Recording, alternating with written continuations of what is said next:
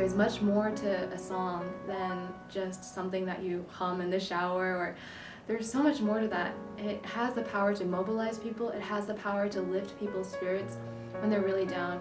And I realized that this song has that potential. Like, we had to create a song that would do this and be able to bring Soka students who go through so many struggles in their 4 years to be able to guide them back into the course of their main purpose here.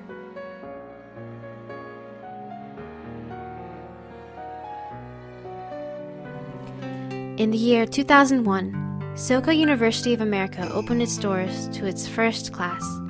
With no predecessors before them, and an entire school to themselves, SUA's pioneering students were aware of their immense role in shaping the university for future generations.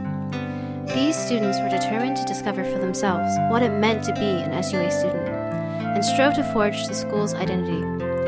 This founding spirit, which sought to unite the students, instead produced conflicting interests that created a rift between certain factions of the student body.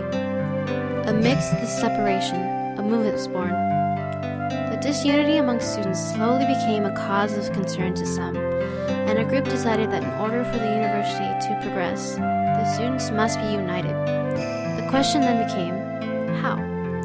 With such a diverse class gathering from all over the world, it seemed impossible to procure a single unifying trait that would mend the separated student body.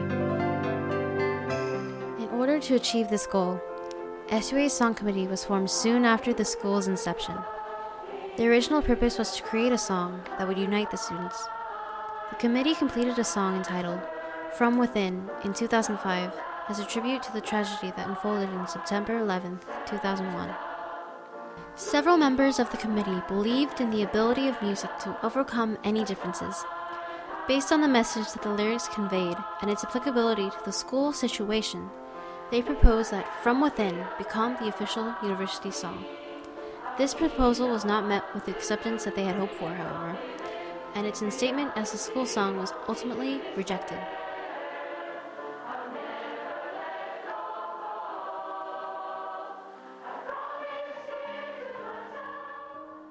It was at this point that the Song Committee lost its drive, and for some time, the group's activities subsided. However, the movement never completely disappeared, and a few students were determined to revive it in order to unite the student body. The task ahead of them would not be an easy one, and in realizing this, Atsushi Kukita, one of the committee's veterans, sent a message to the university's founder, Daisaku Ikeda, to let him know about their endeavors.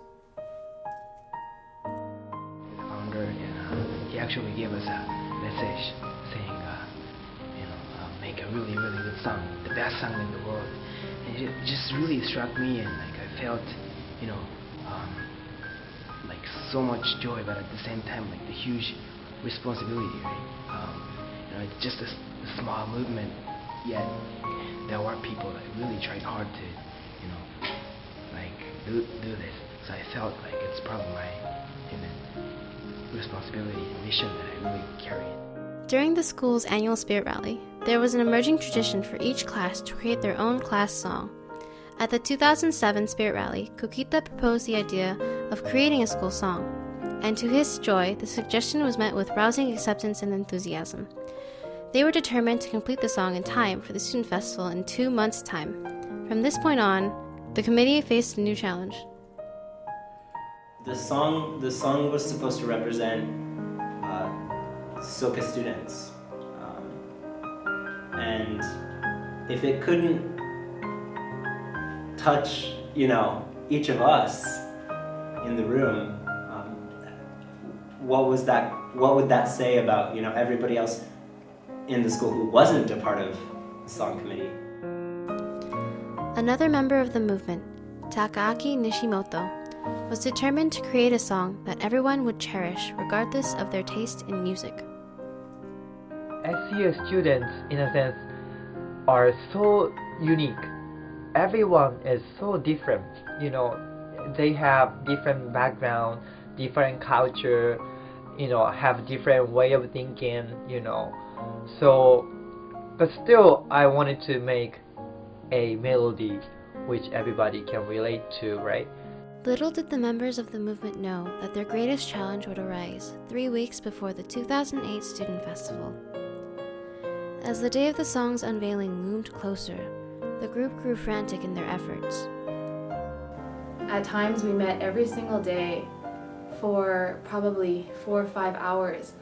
Like when we were really getting to the crunch period, we were meeting at 8 o'clock and going until 2 o'clock in the morning, just trying to come up with the right lyrics and crossing out different verses and then bringing some more and then crossing them out. And We had a melody in the verse and the chorus, but something about the chorus didn't sound right.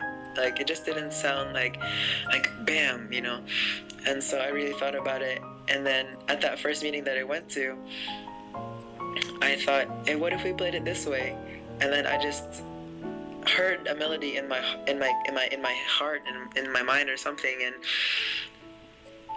and then when everyone heard it, like, that's it. At last, the day had come.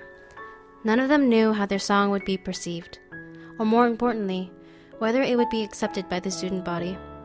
Despite this uncertainty, anxiousness, and excitement, they began to sing.